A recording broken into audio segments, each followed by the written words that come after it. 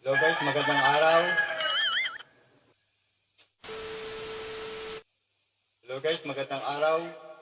Welcome to my YouTube channel. Ito ang inyong katulak, Marwie Idea TV. So, isang ideya ang ibabahagi ko sa inyo kung paano i-connect sa ating computer monitor ang mini TV game console. So, alamin nyo kung paano, kung anong mga kailangan. So, ituturo ko sa inyo step by step. O, panoorin nyo ito.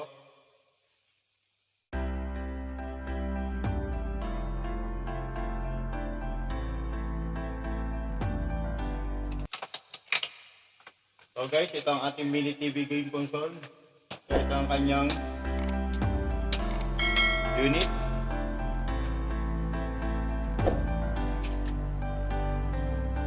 Ito ang kanyang power charger. And ito ang kanyang audio video. Kabila, ito yung kanyang USB.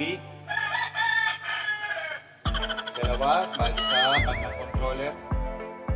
Yan ang kanyang push button power. Yan yung selector.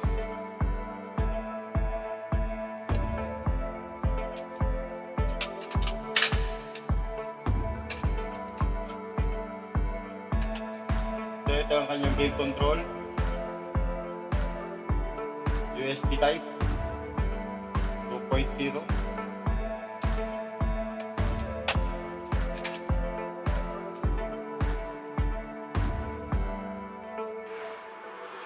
At ito ang kanyang 3.5 TRS to RCA. Ito ang kanyang video at ito ang kanyang audio. So bali 1 channel lang siya. Then ang kanyang power charger.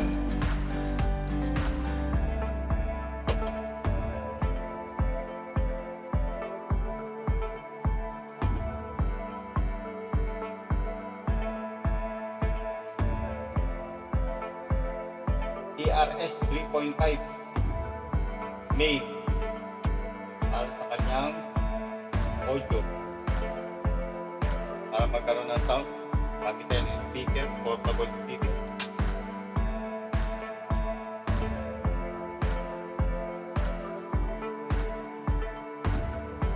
Mini AV to HDMI. So RCA yung kanyang input, HDMI yung kanyang output.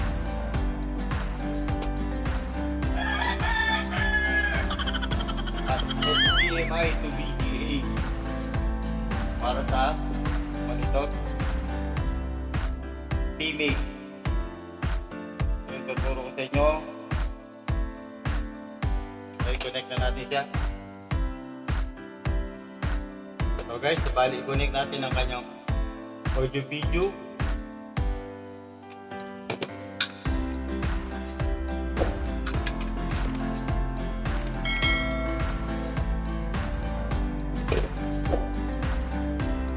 Guys, ito yung kanyang audio video.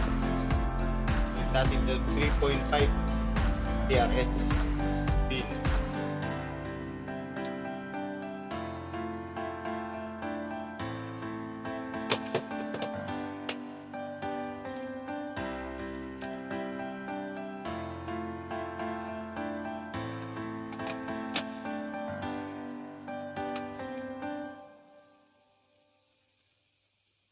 Then, i-connect natin siya dito sa video, yung yellow, RCA, male to female. Then, yung red para sa kanyang audio. Ayan siya guys, nakakonect na. So, bali 1 channel lang.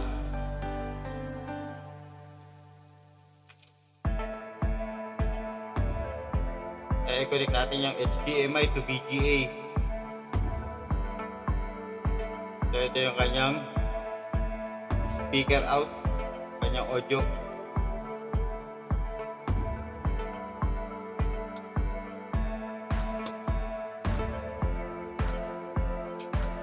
So guys, nabali connect natin ang kanyang controller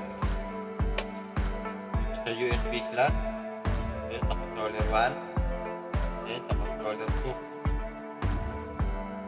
Then guys, nakakonect na siya. Then i-connect natin ang power itong ating AB to HDMI. May power charger siya. Okay guys, nakakonect na.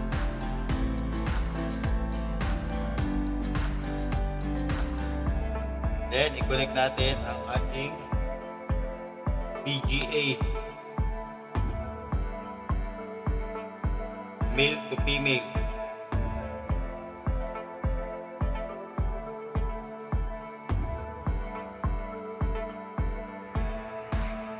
So ayan siya guys, nakakonect na siya lahat.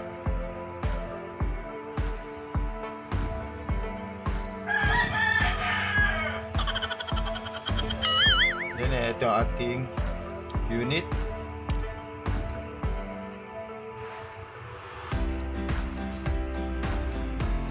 So yan, wala pa siyang signal. Nakakonect na siya sa speaker.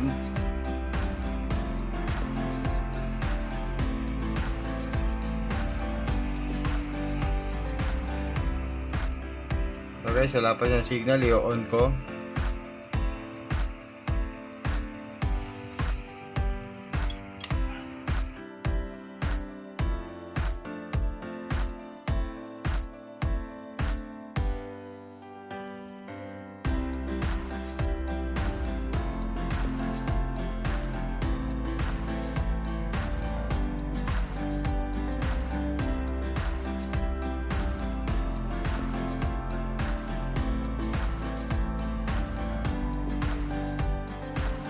So yun guys, sana may nakuha kang ideya sa binahagi kong video kung paano i-connect ang ating mini TV game console sa ating computer monitor.